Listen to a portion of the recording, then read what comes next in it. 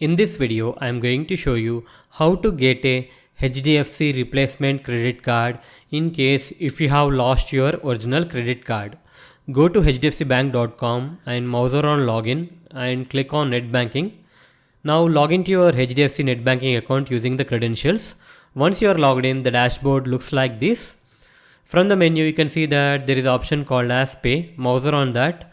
Under pay, you need to select credit cards. Now it will show you the list of credit cards you have. Currently, I have 3 credit cards. Select the credit card for which you want a replacement. I am selecting my Regalia credit card. After selecting the credit card, it will show you the name, credit card number, current outstanding amount and credit limit. Over here, you can see that there is an option called as block. Click on block. Once you click on block, a pop-up will show up. Here you can see that block credit card. Make sure you have selected the correct credit card, and after that select the reason, whether it is lost or stolen. After that select this option, reissue credit card. At the bottom you can see your address. If the address is correct, click on block card.